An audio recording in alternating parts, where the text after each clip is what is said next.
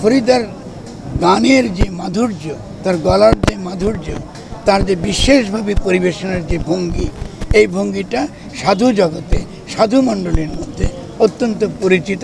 এবং আমরা খুব সহজে এই ভঙ্গিটা, এই তার পেশ করবার এই ধারাটা আমরা ধরতে পেরেছি এবং আমাদের অনেককে এটা অনুপ্রাণিত করেছে যে এখানকার যে ভাবসঙ্গীত, এই ভাবসঙ্গীতের দীর্ঘ ইতিহাস আছে এবং সেই দীর্ঘ ইতিহাসের যেখানে সুতাটা ছেড়ে গিয়েছিল, সেই সুতাটা ফরিদা পারভীন বেঁধে দিয়েছে। আমরা এমন একটা সম্পদ হারালাম যা আমরা আর কখনো ফিরে আসবে না। হয়তো এই শূন্যস্থান পূরণ করার মতো আর আমরা কাউকে পাবো না। উনি যে কোনো বিষয়ে ওনার শরণাপন্ন হলে উনি সে সমাধান করার আপনার চেষ্টা করত। আসলে আমাদের ওনার বাবার ওনার বাবার জন্মস্থান ছিল নাটোর জেলায় সিংড়া উপজেলার শাওল গ্রামে। যেহেতু আমার খালু চাকরি করতো কুষ্টিয়া হাসপাতালে, এই সরকারি চাকরি করার সুবাদে উনি কুষ্টিয়া থেকেই বড় হয়েছেন, কুষ্টিয়ায় মানুষ হচ্ছেন, এখানেই বাসা বাড়ি করছেন, ওনার বিয়েও হয়েছিল এখানে। তো সব মিলে আমরা মনে করি যে ওনার মৃত্যুতে যে শূন্যস্থান। এলএমই সার্টিফাইড বিশ্ব সেরা কপারে তৈরি ওয়ালটন কেবলস, যা আপনার স্থাপনাকে রাখবে সব সময় নিরাপদ। হলো এটা আসলে কখন আর পূরণ হবে কিনা আমাদের জানা নাই।